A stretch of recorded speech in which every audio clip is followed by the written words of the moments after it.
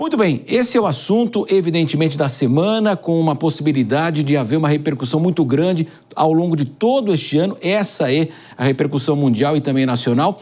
E para tentarmos entender o que está acontecendo no mundo, principalmente com os Estados Unidos e os reflexos aqui no país, vamos receber agora, será um prazer receber Ingo Plöger, que é vice-presidente da Associação Brasileira do Agronegócio, o Fabrício Tonegutti, que é especialista em direito tributário pela Fundação Getúlio Vargas, e o Luiz Fernando dos Reis, superintendente da Cochupé. Sejam bem-vindos, muito obrigado por atender o nosso convite. Eu vou começar com o Ingo. Ingo, todo mundo está se perguntando, será que isso vai dar certo nos Estados Unidos? Será que o freio vai ser justamente o reflexo na economia americana que poderá parar Donald Trump ou não, Ingo? Seja bem-vindo, prazer. Muito obrigado, Marcelo, a Jovem Pan, e que a gente, pela BAG, possa dialogar com vocês na Jovem Pan nesse momento. E é muito importante porque todos nós estamos nos fazendo a mesma pergunta, como é que o mundo vai ficar depois desse tarifaço, o que vai acontecer nos próximos meses. E a primeira sensação é que o que aconteceu não foi bom para ninguém. Eu acho que isso é muito importante posicionar, de que mesmo que hajam diferenças nas tarifas alocadas, o fato de ter colocado tarifas vai fazer com que haja mais inflação mundo afora, os bancos centrais vão reagir com juros mais elevados ou com outras restrições, e o crescimento geral das economias vai receber uma freada. Então, nesse quadro geral, eu acho que nós temos que olhar que teremos preocupações à vista. O segundo momento é de que a gente precisa estar olhando muito bem como é que vai se modelar esse novo quadro. Quer dizer, nós temos a China de um lado, nós temos os Estados Unidos, nós temos a União Europeia. Nós temos os países vizinhos dos Estados Unidos e nós que temos uma força competitiva pela biocompetitividade. Na parte industrial, nós também dependemos muito das cadeias produtivas. Então, o nosso comércio com os Estados Unidos, de primeira monta, não é o agro. Primeira monta são aeronaves, são turbinas, são óleos e assim por diante. São máquinas e equipamentos que nós exportamos para os Estados Unidos para o setor automotivo. Então, isso também vai ser tributado, isso vai encarecer os americanos, enfim, tem muitas incoerências e incongruências dentro desse espectro todo. Segundo ponto que a gente ainda não tem como avaliar bem é como é que o dólar no médio e longo prazo vai reagir. Quer dizer, se houver um chamado mais forte dessa parte dos Estados Unidos, será que haverá uma valorização do dólar? Porque aí ele neutraliza em parte essas tarifas. Se houver o contrário, então nós teremos praticamente um dólar desfavorável em termos de exportações e importações. Então, são temas que ficaram mais complexos. Nós, no Brasil, eu acho que pela biocompetitividade temos muitos pontos favoráveis. Eu acho que a gente tem, agora não soltar rojões, porque a China vai comprar mais, etc. Isso pode ser circunstancial no curtíssimo prazo. Mas nós temos certeza de que assim que a China e os Estados Unidos começarem a negociar, Estados Unidos vai pedir, na negociação, que a China continue a comprar a parte do agro dos Estados Unidos. Você não tem a dúvida. Sem e a China dúvida. vai colocar sua contraposição. E eles vão fechar esse acordo. Pode demorar 2 meses, pode demorar meio ano, mas vai. E aí, o Brasil vai novamente estar na competição americana. Então, o que nós temos que nos preocupar é manter a biocompetitividade alta, tá? E ter o cuidado de agora não cairmos num otimismo desenfreado, porque até, se você pensar na parte logística, tudo que a gente está produzindo hoje só vai chegar na China daqui a 3 meses. Perfeito. Então, esse é um caminho longo. O quanto hoje já tem colocado em estoque, antevendo, inclusive, essa situação, pouco sabe. Então, eu acho que precaução nesse momento é muito importante e se dedicar à nossa produtividade. E aí a gente tem que trazer o governo junto da gente. Quer dizer, o que o governo, no momento, colocou junto com o Congresso, que é o projeto de lei da reciprocidade, ele não nasceu por causa dos Estados Unidos, ele nasceu lá atrás por causa da União Europeia, há 2 anos atrás. Exatamente. Nós estávamos juntos com o senador Marquinhos e a Tereza Cristina solicitando isso. Então, essa parte da lei da reciprocidade, Marcelo, tem uma parte muito relevante. Você não pode, imediatamente que você sofrer um impedimento, retalhar. Não. O executivo é forçado a negociar. Se essa negociação não tiver sucesso, aí sim. Então, do jeito brasileiro, isso é muito bom, porque qualquer coisa que agora a gente fizer em função da lei da reciprocidade, a gente tem que sentar para negociar. Ingo, vou até Os parceiros aproveitar... sabem disso. Ingo, vou até aproveitar que você coloca justamente esse ponto muito importante também ao longo dessa semana. Vamos justamente conferir então, porque a Câmara dos Deputados, como você disse, aprovou na noite da última quarta-feira o projeto de lei que cria então a lei da reciprocidade comercial. O projeto foi autorizado pelo governo, autoriza o governo brasileiro a adotar medidas comerciais contra países e blocos que imponham barreiras aos produtos do Brasil no mercado global. Vamos conferir então a reportagem da Luciana Verdolim. O projeto de lei da reciprocidade foi aprovado por ampla maioria no Senado Federal e na Câmara, por votação simbólica, depois de um acordo com a oposição que estava em obstrução. A proposta é do senador Zequinha Marinho, do Podemos, e teve como relatora a senadora Tereza Cristina, que inclusive negociou a aprovação da matéria com o presidente da Câmara, o deputado Hugo Mota. Segundo a senadora, a legislação vai ser uma ferramenta importante que vai ajudar nas discussões e no diálogo para que a gente possa proteger o mercado produtivo brasileiro. Ainda segundo a Tereza Cristina, o Brasil não é um país que afronta e retalia, e o projeto não é para isso. Foi uma das poucas vezes em que uma proposta uniu governo e oposição e mostrou também que quando o Congresso quer, vota e vota rápido. O ministro da Agricultura, Carlos Fávaro, explica que o Brasil preza sempre pela negociação e pelo diálogo. Existe, inclusive, uma missão no Ministério das Relações Exteriores lá nos Estados Unidos negociando. Segundo Fávaro, o Brasil tem competência, é muito competitivo na agropecuária e vai saber tirar vantagem dessa decisão dos norte-americanos. Fávaro disse ainda que acredita que o Brasil vai fazer desse problema uma grande oportunidade. Para os Estados Unidos, segundo ele, a medida com certeza vai gerar inflação. Deve gerar, inclusive, inflação mundial. E o Brasil deve, segundo o ministro da Agricultura, aproveitar esse momento para crescer. De Brasília, Luciana Verdolim. Já ouvimos o Ingo, agora eu vou justamente para os Estados Unidos. O Fabrício Tonegutti está lá. Fabrício, seja bem-vindo aqui à Hora H do Agro. Eu queria que você trouxesse essa impressão dos americanos e qual que é a sua expectativa em relação ao Brasil. Seja bem-vindo. Muito obrigado, Marcelo e todos da bancada. Muito obrigado, Jovem Pan. A verdade é que a gente começou um mundo novo, né, a partir dessas mudanças. A gente está vivendo uma fase em que começa um jogo de xadrez, né? E o que a gente pode saber é que apenas as primeiras jogadas é que foram feitas. A gente vai ver ainda uma acomodação, e o Ingo falou sobre isso de maneira magistral, porque a gente vai ver algumas coisas acontecendo num primeiro momento, e obviamente nesse primeiro momento o Brasil ele pode aproveitar alguns espaços. E o grande objetivo aqui dos Estados Unidos, e obviamente essa é uma medida impopular, então a gente entende que há um sentimento da população aqui de temor de que isso venha a gerar inflação, mas entre aqueles que defendem a medida, entre aqueles que entendem que há um propósito para a medida, a grande discussão aqui essa é uma medida que força os demais países a modificar a maneira como eles tratam os produtos americanos. Então, o grande objetivo final é fazer com que as tarifas que hoje são cobradas venham a deixar de ser por meio de uma negociação. É isso que ele espera, é isso que o governo americano espera conseguir.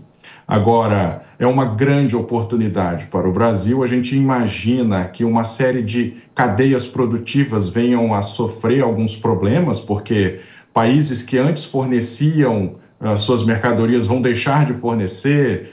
Por exemplo, a China mesmo, ela produz muita coisa que vende para os Estados Unidos, ela simplesmente vai deixar de vender para os Estados Unidos e vai continuar tendo um excedente de estoque. Será que o Brasil vai ser inundado por esses produtos? Será que a indústria brasileira vai sofrer com isso, com produtos muito mais baratos do que os nacionais e talvez isso seja um problema para a indústria local? Enfim, é um xadrez e a gente só está no começo desse jogo. Sem dúvida, isso vai render e render muito. Eu quero receber agora também o Luiz Fernando dos Reis, que é o superintendente da Cochupé. Luiz Fernando, questão do café, também um produto altamente aí, exportado pelo Brasil, é um grande produtor mundial, o Brasil, tem tradição nesse mercado. Como é que vocês estão recebendo todas essas informações? Claro, nesse momento cautela, mas é inevitável haver preocupação. Seja bem-vindo. Olá, Marcelo. Olá a todos. Muito obrigado aí pelo convite. Sim, no café, o Brasil é o maior produtor de café e os Estados Unidos o maior mercado consumidor de café do mundo, né? Então, o que a gente, se você diz tudo, né? Muita calma nessa hora. Logo após o anúncio do presidente Trump, eu até vi muita gente comemorando, vista a tarifa que foi imputada para o Brasil ser menor do que dos nossos concorrentes, e principalmente em termos de os países produtores de café, né? Mas eu diria que nesse momento existem muito mais perguntas do que respostas, muito mais dúvidas do que certezas. Eu acredito que nós precisamos entender melhor os reflexos. No caso do café, os Estados Unidos não produzem café. Se nós fizermos uma leitura muito simplista, só fazendo a comparação das tarifas imputadas, a gente vai ver que os nossos concorrentes produtores de café receberam tarifas maiores, e aí pode-se entender que é uma oportunidade para o Brasil, mas a gente precisa analisar um pouco mais profundamente, porque o café já passa por um momento muito diferente, com preços atingindo as máximas históricas nos últimos meses, problemas de produção aqui e em outros países devido a clima ruim. A indústria internacional já está com uma grande dificuldade de repassar preço ao consumidor, e aí, de repente, entra mais um custo para o consumidor americano, ou seja, no principal consumidor de café do mundo, onde 76% da população consome café. Então, qual é o impacto que isso pode trazer no médio e longo prazo? O presidente da Associação Americana de Cafés, da NCA, lá dos Estados Unidos, paralelamente a tudo isso, tem mantido contato com Washington, até na tentativa de colocar o café na cesta, na lista de exceções, onde tem somente alguns minerais, né? Todos os alimentos são tarifados, né? Mas alguns raros minerais, e ele tem muitos argumentos para isso, né? A NCA encomendou alguns estudos que até demonstram que o café sustenta mais de 2,2 milhões de empregos nos Estados Unidos, gera mais de 101,2 bilhões em salários, e a logística e todo o processo de café nos Estados Unidos, desde a importação até a industrialização e a venda para os clientes, ela gera 343 bilhões em atividade econômica anualmente. Então, isso representa 1,3% do PIB dos Estados Unidos. Para cada dólar que é importado em café nos Estados Unidos, gera 43 dólares para a economia americana. Então, o que nós podemos esperar disso? E o que, na minha opinião, é o mais agravante é que nós esperamos que alguns países comecem negociações individuais, diretas com os Estados Unidos, buscando mitigar, né, os seus potenciais impactos econômicos. E aí, essa filtragem nas negociações, ela renova, né, ela sinaliza ainda mais um período de incertezas aí pela frente, na dinâmica do cenário internacional. Ou seja, eu também concordo que o jogo está só começando, mas o jogo mudou. Quero ouvir o Ingo novamente, o Ingo Plöger. Ingo, com toda a sua experiência, né, dá a impressão para a gente assim, poxa, mas tem lógica isso? Será que tem alguma tabela? Ou de onde ele tirou tudo isso? Tem uma base científica, uma base econômica? Assusta um pouco, né, Ingo? Ou seja, ou aquilo que você falou, vai forçar a negociação e pode ser que haja uma vitória dos Estados Unidos? Eu separo duas coisas, Marcelo. Uma que eu vou chamar assim da doutrina Trump, e outro do estilo Trump. A doutrina Trump, é claro, ele quer reduzir o déficit comercial, está claro, é $1 trilhão, e ele quer reduzir o déficit do orçamento americano. Então, o Elon Musk está fazendo a redução dramática e drástica de um lado, e, por outro lado, essa parte do comércio internacional, ele está fazendo isso desta maneira. Certamente, na doutrina Trump, o que vai ocorrer é que, da maneira como ele está fazendo essa mudança brutal, ele colapsa também as instituições que até hoje eram, uma certa forma, as áreas de compensações, as áreas de negociações. Então, uma OMC praticamente agora foi colocada de lado, definitivamente. Aí você tem a OMS, você tem uma parte da ONU, você tem uma parte do Clube de Paris. Ele sai disso e diz assim, eu vou arrumar de novo esse jogo. Falando como um engenheiro, né? Eu coloco muita energia dentro de um sistema, né? E aí o sistema começa a evoluir e começa a colapsar algumas coisas e depois ele se reestrutura. Então, qual é a reestruturação que ele imagina? É partindo dele.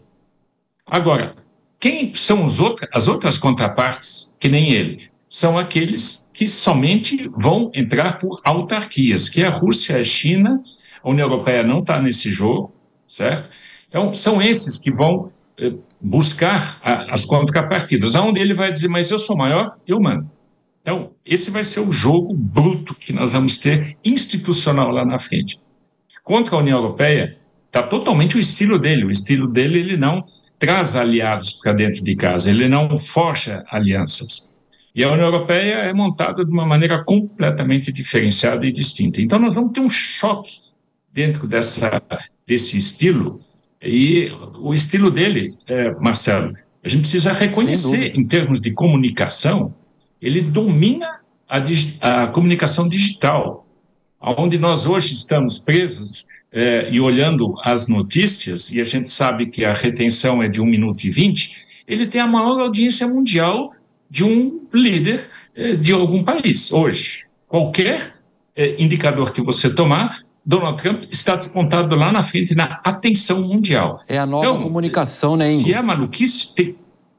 É a nova comunicação, de fato, né? Esse poder aí, como você está citando, de fato, ele de fazer aquela questão que ele envolveu lá no Salão Oval, Zelensky e Trump, aquilo ali, né? Obviamente sempre foi fechado, agora foi aberto e mostrou para o mundo o seu estilo. E é uma nova comunicação que domina de fato. Eu quero voltar para os Estados Unidos, Ingo, daqui a pouco a gente volta a conversar para falar com o Fabrício. Então, justamente, Fabrício, tem começo, meio e fim ou o americano está preocupado mesmo? Não, o americano médio, o americano que é atacado e atingido pela comunicação em massa, esse está muito preocupado. Inclusive, há uma preocupação do governo, porque a popularidade dele caiu aqui.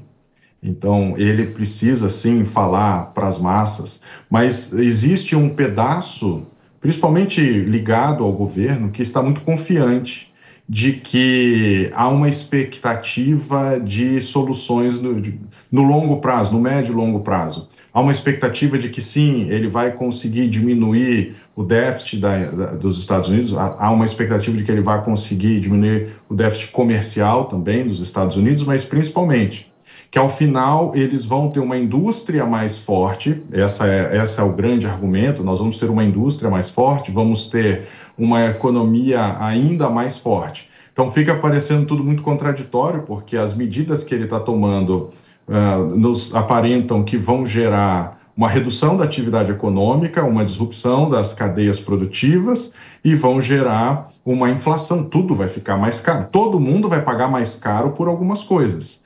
O mundo inteiro vai pagar mais caro e ninguém sai ganhando com isso, exceto aqueles que vão conseguir participar dessa negociação bilateral. Então ele abre agora uma temporada de negociações em que ele pode dar as cartas, como diz o Ingo, ele é o mais forte nessa história, ele vai começar a distribuir as cartas conforme ele entender que é mais prudente.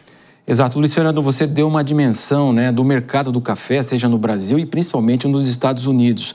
Então, você acredita, como disse agora o Fabrício, essa bilateralidade, ou seja, país com país, isso pode, de fato, aí mexer com todo esse sistema do café brasileiro? Como é que vocês imaginam? Será que eles vão bater realmente país com país para negociar? No seu caso aí, podendo falar do café?